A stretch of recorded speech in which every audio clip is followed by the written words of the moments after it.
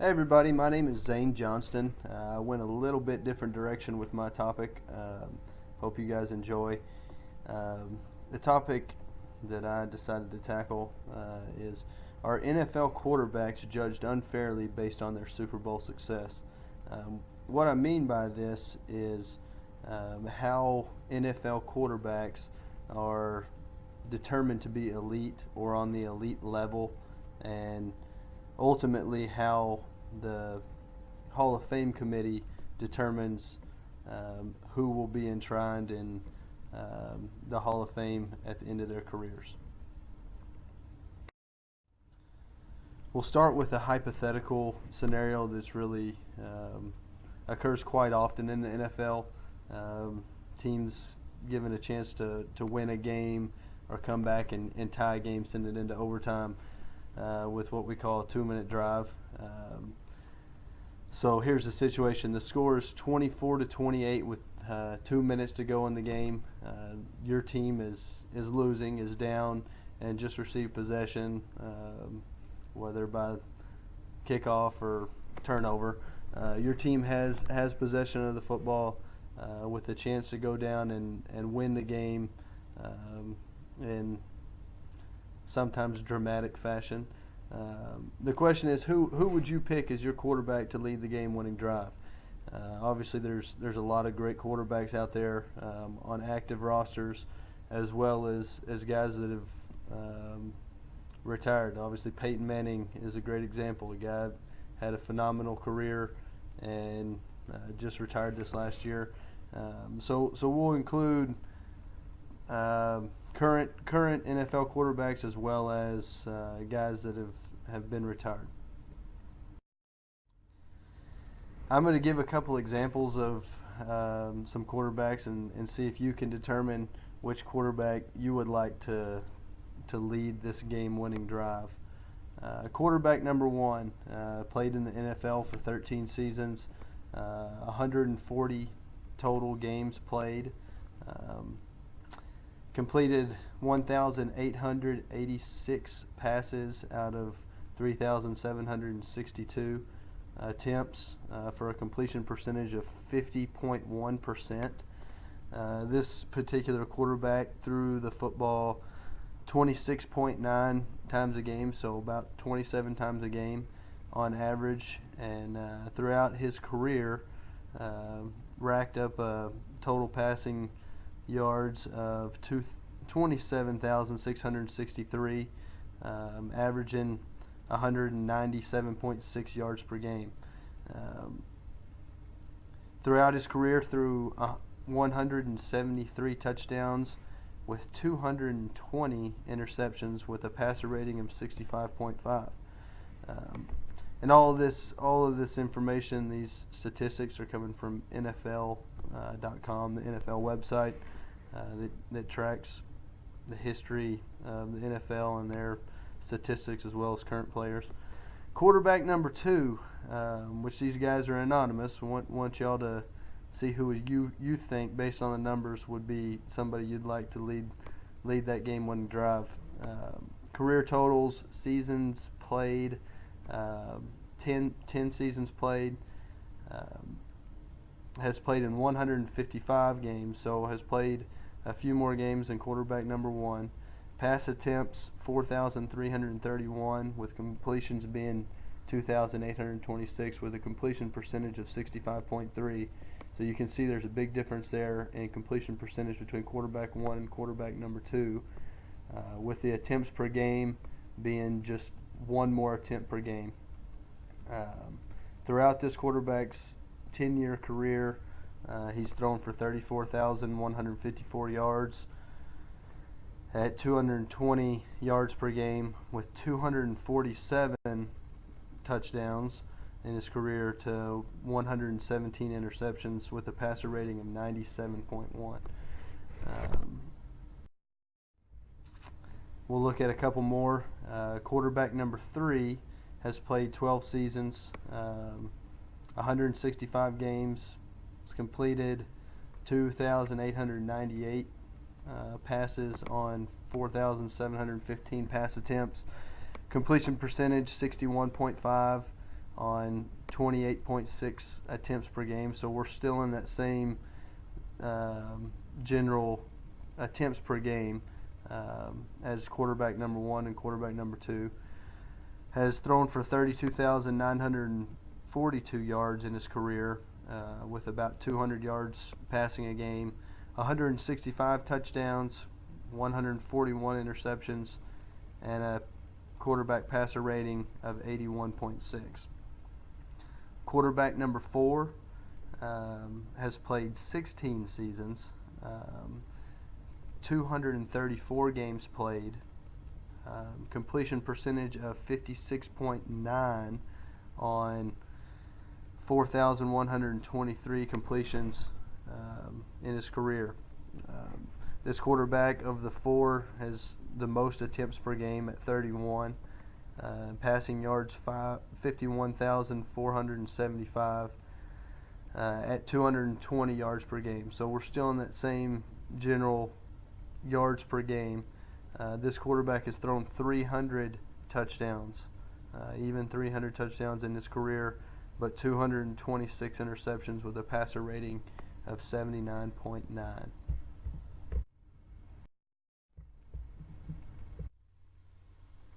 So who are these quarterbacks that we're comparing? Quarterback number one is Joe Namath. He won one Super Bowl for the New York Jets. Like I said, he played 13 seasons. At a time when really the game was a run-dominant game, Joe Namath was playing ahead of his time, really, with his attempts per game, passing yards, yards per game. His numbers really compare quite well with current quarterbacks of today's NFL. Quarterback number two, love him or hate him, Tony Romo. He fills up the stat sheet. In his 10 seasons, he has one of the highest passer ratings in NFL history. You can look at his numbers there. Quarterback number three, another Dallas Cowboy, three-time Super Bowl champion Troy Aikman, and quarterback number four, two-time Super Bowl champion John Elway. Here in the next slide, we'll look at these quarterbacks and their numbers a little more side by side, so we can dig into it that way.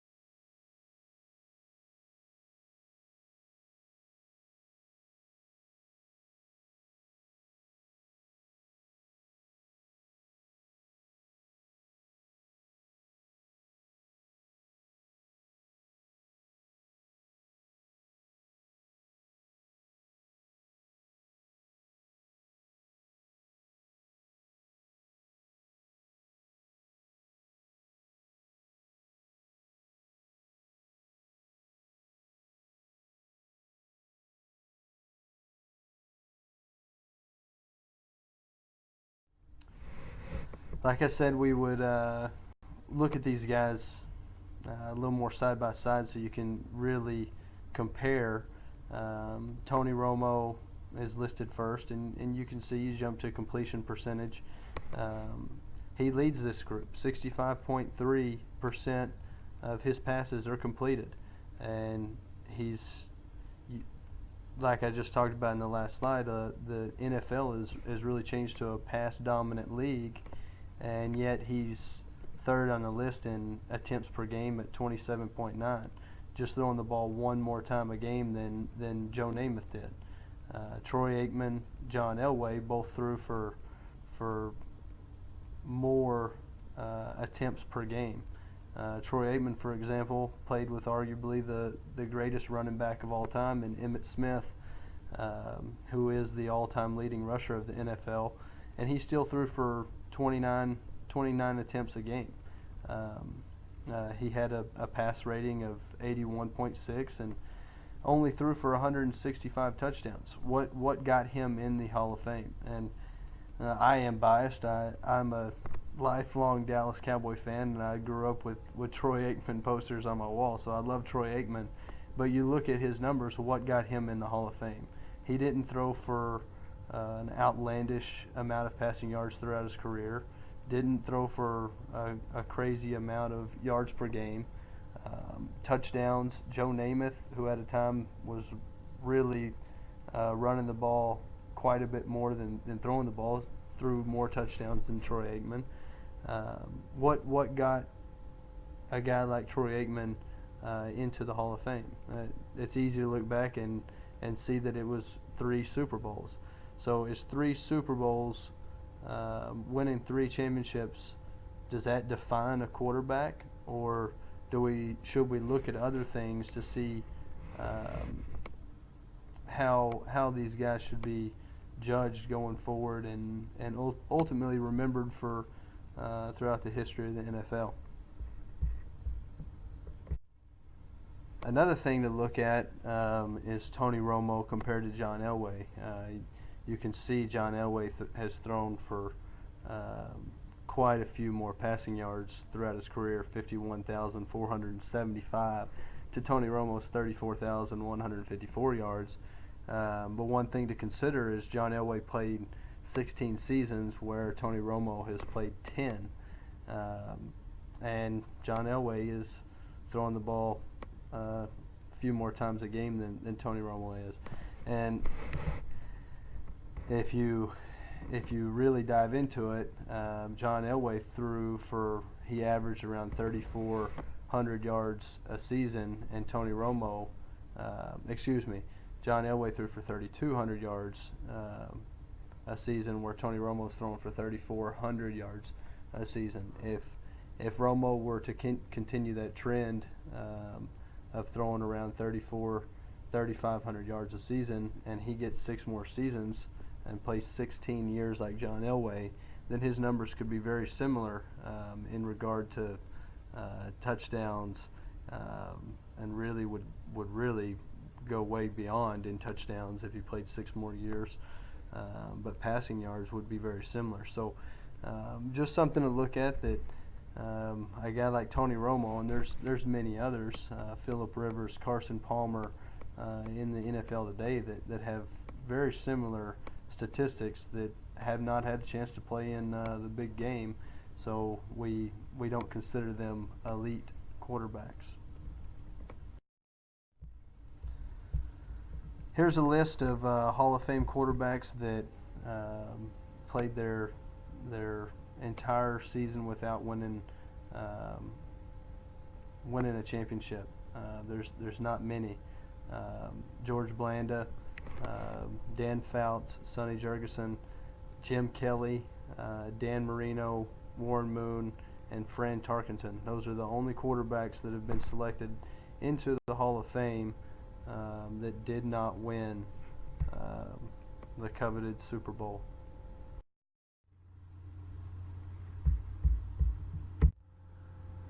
One question that arises is, why did these 5 players that didn't reach either of those thresholds, didn't throw for over 40,000 yards, didn't win multiple Super Bowls, why were they selected to the Hall of Fame? So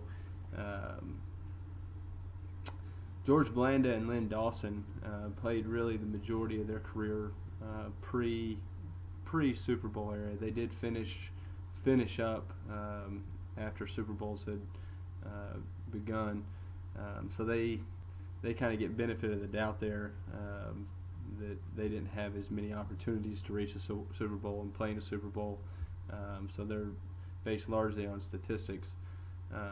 Steve Young is a big one. We see him on TV all the time, and he's mentioned as a Hall of Famer all the time, as one of the greatest quarterbacks to ever play. But he didn't reach either one of these thresholds. He won one Super Bowl, and through my research at NFL Stat Analysis, they go on to say there's several factors that got him in the Hall of Fame. Part of it was he was only a starter for about 8 seasons. He backed up Joe Montana, who won 4 Super Bowls and has incredible statistics throughout his career. He backed him up for the beginning part of his early career, and Steve Young he was really forced into an early retirement due to injury. So with that, he was kind of given the benefit of the doubt that the game was taken from him too soon. He didn't get to play as long as some of these other guys, and yet they still put him in the Hall of Fame. He only won 1 Super Bowl. He did win it, but part of the reason in the committee, they determined that they were consistently confronted with the Dallas Cowboys of the 1990s, who had a dynasty that had he not had to play against them in the same conference, maybe he would have won more Super Bowls. So in my opinion, he gets a little bit too much of the benefit of the doubt, and he's not held to the same standard that a lot of these current NFL quarterbacks are. Jim Kelly, a little bit different story. The guy played in 4 consecutive Super Bowls. Great statistics. The guy, he threw for over 35,000 yards in his career, and just played for 11 years. So we're just talking about Tony Romo has played in 10 seasons, and he's thrown for about that 34,000 yards. So Jim Kelly threw 35,000 yards in 11 seasons, but he didn't take his team to Super Bowl 4 times. He just never won it. So that's why he was eventually enshrined into the Hall of Fame. And Joe Namath, the last one, it's really his numbers are hard to justify. He was the first NFL player to surpass 4,000 yards passing in a single season. But it's likely that his enshrinement into the NFL Hall of Fame would be more of a result of the historic nature of playing in one of the early Super Bowls, Super Bowl III, over the Colts, and maybe more historic being the fact that he guaranteed it publicly, and then went out and did win the Super Bowl. So those are the 5 guys that are in the Hall of Fame that didn't reach those thresholds that have been consistent for the other quarterbacks that have been enshrined. In the modern era, there's 23 Hall of Fame quarterbacks that have been selected. We've talked about several of these, and you can see the ones in red are the ones that did not win a Super Bowl. So Len Dawson won 1. That's part of the reason he was in the Hall of Fame, despite winning multiple or throwing for 40,000 yards. But quite a list, but not a whole lot of guys from the present day, 2000 and beyond. Troy Aikman wrapped up his career in 2000. Brett Favre was finished in 2010. Warren Moon 2000. So not many of these guys that played their career in the so-called passing era of the NFL have been selected to the Hall of Fame. Now a lot of these guys are still playing or recently retired and cannot be on a ballot until 5 years after their retirement.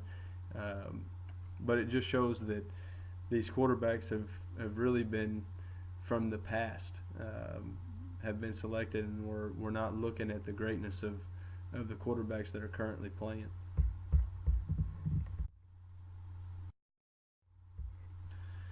Here's a list of the running backs that have been selected into the NFL Hall of Fame. You can see there's 30 running backs and quite a few more guys that have 0 in red under the championship category. Earl Campbell, Eric Dickerson, Frank Gifford, list goes on, Curtis Martin, O.J. Simpson, Barry Sanders is a big one. A lot of these running backs did not win a Super Bowl, and the ones that did, there's only very few that won multiple. The majority of the guys that won a Super Bowl only won it once. So it's clear that the selection process is different for an NFL quarterback and an NFL running back. Running backs are really, it appears, have been selected based more on their statistics, their rushes per game, yards per game, yards in a season, and quarterbacks really haven't been given that luxury. Excuse me.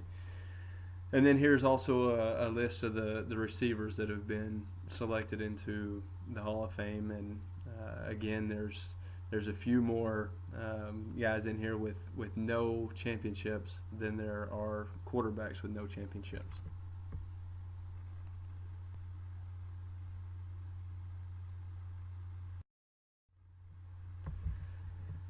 I put together a little comparison by position. The quarterback category, there's 23 quarterbacks have been selected to the NFL Hall of Fame in the modern era. 30 running backs have been selected, and 25 wide receivers have been enshrined into the Hall of Fame. Back to the quarterbacks. Of the 23 quarterbacks that are selected, only 6 have made it to the Hall of Fame without winning a championship. That means 74% of that group is made up of championship winners, Super Bowl winners. And the quarterback, out of the 30, 14 of those running backs are in the Hall of Fame. So only 53% of 14 of the 30 never won a championship. So only 53% of the running backs won a championship compared to the 74% of quarterbacks. And then receivers, 10 of the 25 receivers did not win a championship, making the group of championship winners 60%. So it's very clear when you look at it this way that quarterbacks are held to a higher standard, that if you don't have Super Bowl champion beside your name, chances of being inducted into the Hall of Fame are slimmer and slimmer. So why are quarterbacks held to a higher standard? Guys like Jerome Bettis, Curtis Martin, Marshall Faulk, these are the only running backs that have been selected to the Hall of Fame that ended their career in the so-called passing era, really 2000 beyond. There's a trend that running backs have been selected to the Hall of Fame, like I said in the last slide, mostly on their statistics. Barry Sanders is a great example. He only won 2 playoff games, 1 playoff game. He played in 5. He was 1-4 in the playoffs. Played for the Detroit Lions, but he's arguably one of the greatest running backs of all time. The things he was able to do on the football field were at times unbelievable and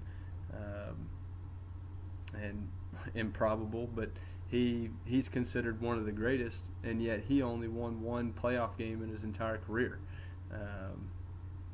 but we use that argument against quarterbacks who maybe were on a bad team. I mean, Barry Sanders was on a team that, quite frankly, wasn't very good, didn't have a chance to advance.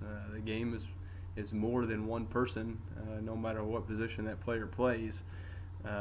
But we as outsiders or the media or NFL Hall of Fame selection committee tend to look at quarterbacks and say, this is the guy. He wins it or he doesn't win it. And it's really not fair to those guys. There's way more to the game than just one position. And a guy like Barry Sanders is a great example. He absolutely deserves to be in the Hall of Fame, as he's one of the best to do it. Just didn't have an opportunity to be on a team that was consistently good enough to make runs at a championship. Like we talked about earlier, the game has really evolved into a passing game. But when the game was a running game, we just looked at the numbers. There's been 30 running backs selected to the Hall of Fame. The majority of those guys were selected at a time when the game was dominated by the run. Well, now the game is leaning more towards being dominated by the pass, and yet we're selecting less of these guys or giving them less of a chance to make it to the Hall of Fame because they did not win a Super Bowl or haven't played in a Super Bowl. But the running backs were selected at much higher rate at a time when they were given more opportunity. So I think we should open our eyes a little bit. I'm not on the committee, but and recognize that these guys are doing phenomenal things on the football field and may not have been fortunate enough to be drafted to a team that has a top 10 defense or a great offensive line or a good combo of running back and quarterback. There's so many variables that play into success on the football field. I feel it's been unfair for the quarterbacks to be judged on whether or not they won a Super Bowl. Again, like we were just talking about the running backs that have been selected to the Hall of Fame that didn't win a championship. There's quite a few, so just wanted to throw that list back up there.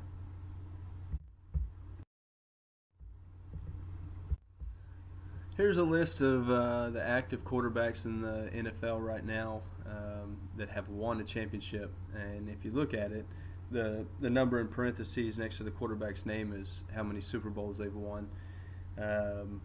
According to our criteria for what determines whether or not you're selected to the Hall of Fame, there's quite a few on this list right now that are eventual lock-ins for the Hall of Fame, according to the winning multiple Super Bowls or passing for 40,000 yards. Peyton Manning meets both of those criteria, throwing for almost 72,000 yards in his career and winning 2 Super Bowls. Tom Brady, 4 Super Bowl wins and crushes the 40,000 mark at 58,000 passing yards. Drew Brees is thrown for almost 61,000. Ben Roethlisberger and Eli Manning both have multiple Super Bowls and have passed the 40,000 passing yards mark. With Aaron Rodgers, Flacco, and Russell Wilson being the last 3 with 1 Super Bowl championship. These guys are relatively young, still in great condition and great opportunities to win multiple Super Bowls and pass that mark of 40,000 yards. Here's a little shorter list of active quarterbacks that haven't won a Super Bowl. Like we've talked about, Tony Romo is a great example of this argument. He's completes a higher percentage than most of these guys at 65.3. He's well on his way to throwing for over 40,000 yards with one of the highest quarterback passer ratings in NFL history. Carson Palmer, he's already thrown for 40,000 yards. Phillip Rivers, 41,000 yards. Matt Ryan and Matthew Stafford, both young guys. They're throwing the ball a whole lot more than these other guys. Stafford at 40 attempts a game and Matt Ryan at 36. They're well on their way. So is the committee going to change the criteria that has so long been used to get these guys selected to the Hall of Fame? If in the past it was 40,000, are they going to bump it to, well, that's not good enough anymore to be an elite quarterback? You need to throw for 50,000. I don't know the answer to that. There's so many guys out there that are reaching this level of eliteness that we've got to pay attention and see what they're really doing on the field and how valuable they are to their team. All right, we're going to change directions a little bit here and look at offense and defensive factors, and how that affects your chances of winning a Super Bowl. So does playing with a ranked offense or a ranked defense impact the chances of reaching or winning a Super Bowl? Offensive ranking is really determined the same as defensive rankings, by total yards, yards per game, passing yards, and passing yards per game. Same for rush, points and points per game. Defense is the same stats, but what you're allowing your opponent, and then also a combined average ranking. From NFL.com, they determined that the top ranked offense, the number one ranked offense in the NFL, has won the Super Bowl 10 times. There's been 50 Super Bowls up to the current year, so they've won 20% of the time. The top ranked offense has won the Super Bowl. And offensive rank, like we just said, was not just passing yards. That includes rushing yards and rushes per attempt. There's so many variables in there that define a top-ranked offense. So, and then it goes on to say the average offensive rank for the NFL eventual Super Bowl champion is 7.9 or 8th. However, the top-ranked defense has won the Super Bowl 14 times, and the average defensive rank for the Super Bowl winner is 5.63, or you could say 6th. 43 of the eventual 50 Super Bowl champions were ranked in the top 10 in defense, and 46 of those were ranked in the top 15. So it really that's pretty evident that defense has a lot to do with winning at the top level and winning the Super Bowl. Offense can win games, and offense can do so much, but you have to have a complete team. The combined average rank of the eventual Super Bowl champions is in the top 10 to win. So these teams, these quarterbacks that we just talked about that are active that have never won a Super Bowl, majority of those guys haven't played with a top-ranked offense or a top 10 ranked offense and top 10 ranked defense in the same season their entire careers, and yet we judge them based on wins and losses when there's 11 people on offense and 11 people on defense, but the quarterback is the one that gets most of the accolades and most of the heat when they lose. Here's a chart that really just kind of shows since 1978 offense versus defense. So if you're in the first quartile ranking in offense and the first quartile ranking in defense, you're playing each other, the offense wins 51.2% of the time. You can continue on and see that if you've got a first quartile top ranked defense and you're playing a fourth quartile offense, the team that's ranked in the top quartile defense wins over 70% of the time. a little information that shows how important each side of the ball is.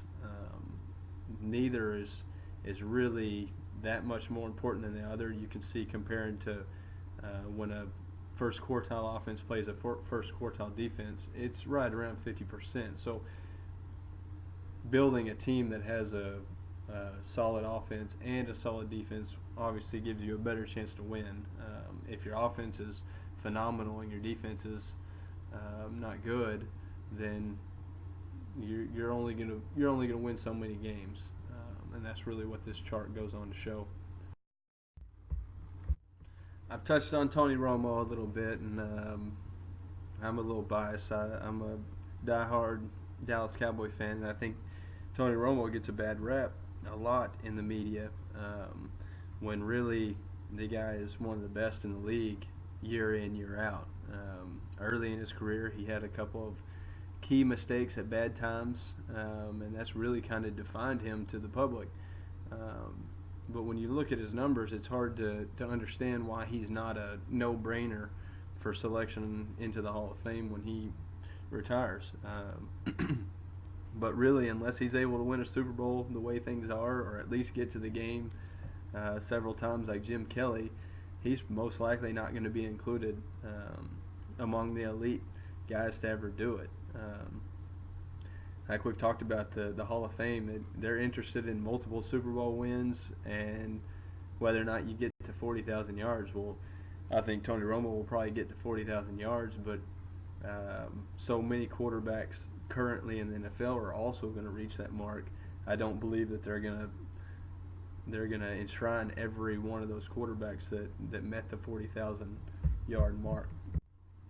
Like we mentioned in the last couple of slides, I think it's important to note that a quarterback is important to the team. I mean, obviously they're changing plays and they're the ones with the football in their hands the most. But they don't win the championships alone. They don't win the games by themselves. Teams win together, and that should be something, in my opinion, that the committee and the media start looking at and factoring in. Well, is this guy just playing on a mediocre team and doing great things despite it, or is the team carrying the quarterback?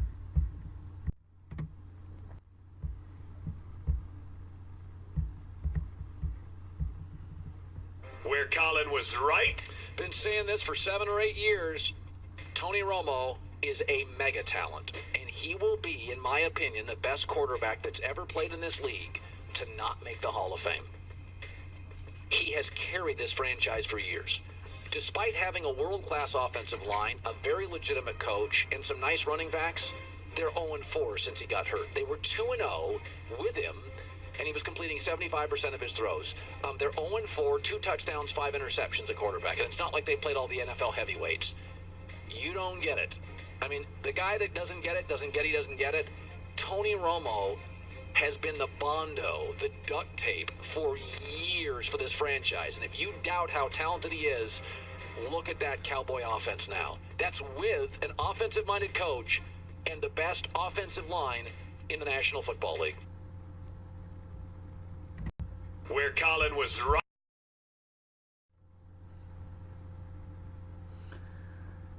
As you can see, Tony Romo versus Hall of Fame quarterbacks, guys that have been selected into the Hall of Fame, his numbers are well beyond. We talked about Tony Romo compared to Joe Namath, Troy Aikman, and John Elway earlier, with a 65.3% completion percentage, a 50%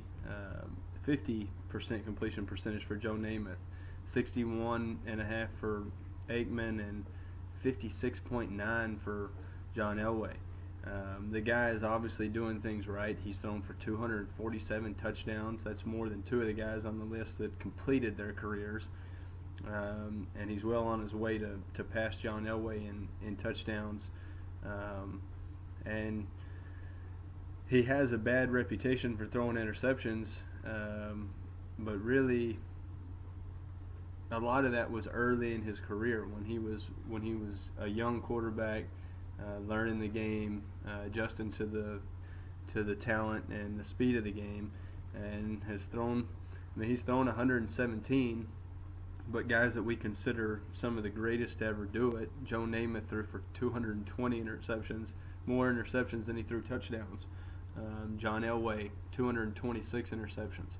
So the chart above shows Tony Romo in completion percentage compared to guys that we talked about earlier that should be locks for the Hall of Fame: Tom Brady, Peyton Manning, Eli Manning, Drew Brees, Aaron Rodgers, Roethlisberger.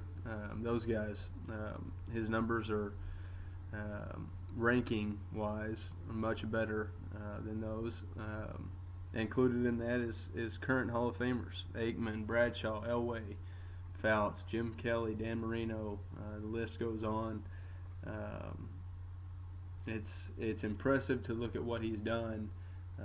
As a Cowboys fan, I hope he can go on and win a Super Bowl or multiple Super Bowls and automatically be thrown into the category. But he will be in his 11th year and hasn't really had the complete team around him to make a run, a push at it. Their most recent one was, you never know, a pass that was thrown that should have been a touchdown was reviewed, determined was a no catch by Des Bryant.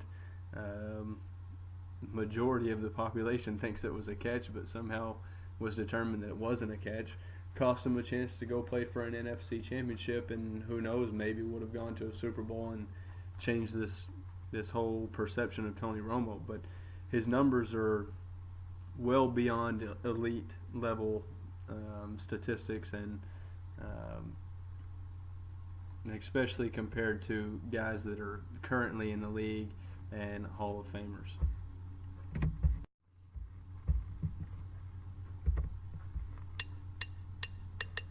The Cowboys' miraculous comeback against the Giants in Week 1 gave Tony Romo his 25th fourth-quarter comeback since he became starter in 2006, ranking him first in the NFL during that span. Some people might think, but what about all those games he lost by throwing an interception on the final drive? Well, when you compare Romo to other great quarterbacks in the NFL, you see that he is as careful with the ball as anyone in the game, and has thrown just as many interceptions on game-winning drives as Tom Brady. And no one calls Tom Brady a choke artist. Romo's fourth-quarter passing numbers are elite. Compared to Aaron Rodgers, who just about everyone would consider the best quarterback in the game, Romo has a passer rating just a fraction of a point lower. When you look at Brady and Manning, two of the best to ever play the position, they don't come close to matching Romo's passer rating, falling more than 10 points short. And if you dive even deeper, Romo is impressive throughout the game. But looking specifically at his game-winning drives, Romo's stats go up in all major categories. The truth of the matter is that when the game is on the line, there is no one more clutch at the quarterback position than Tony Romo.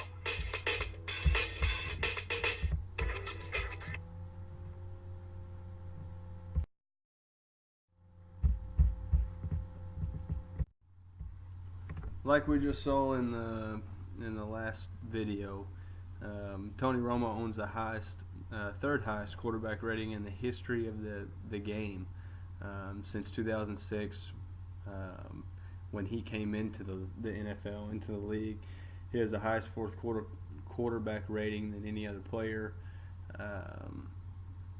21-10 record with 68 touchdowns and 21 interceptions since the start of the 2013 season, and a 70.5 completion percentage in that same span, and a quarterback rating of 104.9 in the fourth quarter. These are numbers that are really normally reserved for the most clutch quarterbacks in the NFL, and yet he still somehow maintains a bad reputation for being a choke artist or can't win the big game, while numbers say otherwise. Hopefully the guy can get a team surrounded around him that can help him out. But this past year he only played in a few games. The games he played in, they won. The games that he didn't, he had a season season-ending injury that cost him really a year in his prime, but just showed how important he was to the team, to the franchise, when he's there compared to when he's not.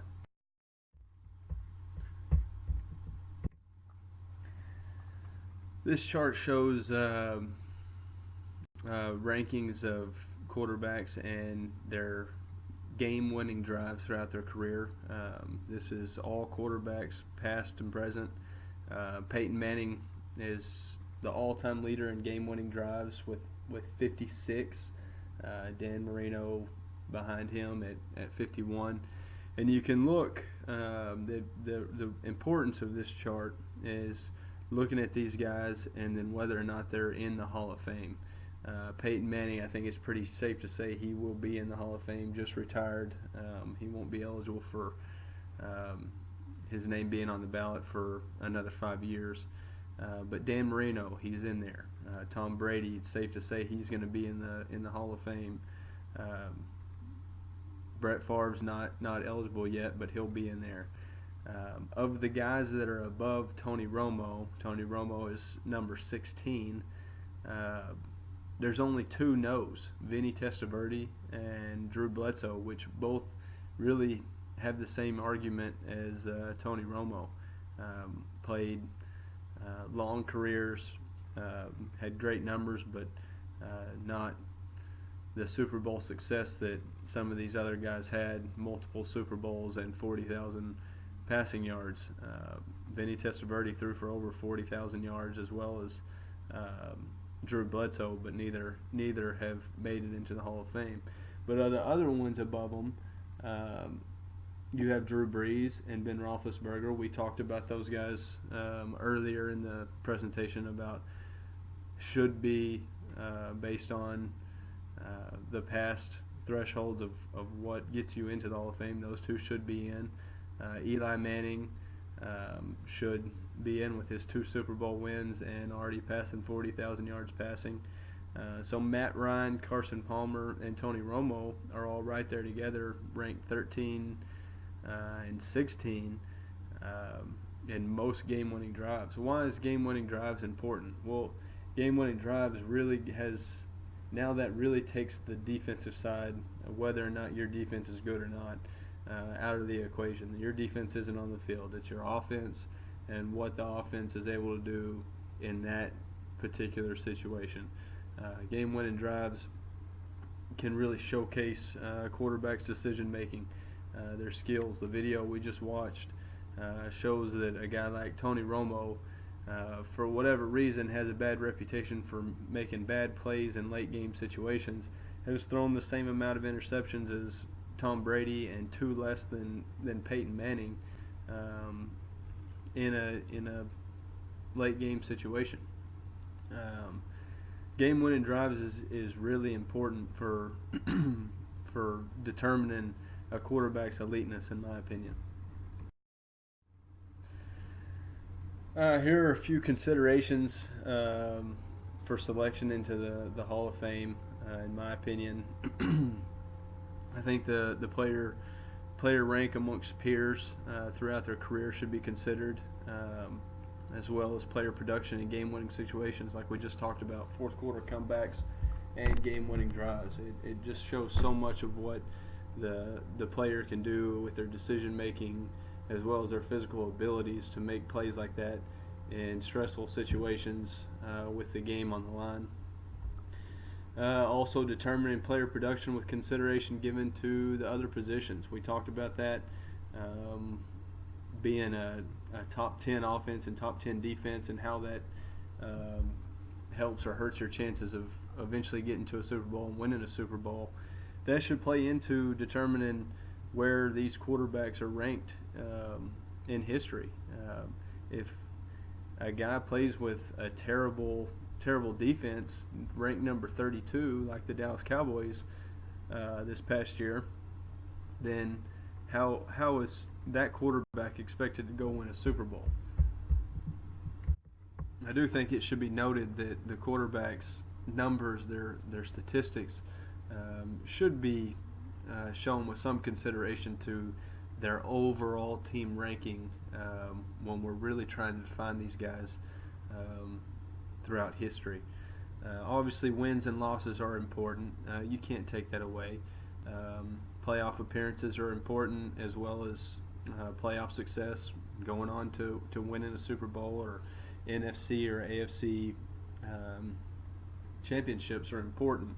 They should absolutely be considered in how we select these guys, but that should just be part of it, not the sole decider in whether or not a quarterback gets into the Hall of Fame. We already talked about running backs don't have that same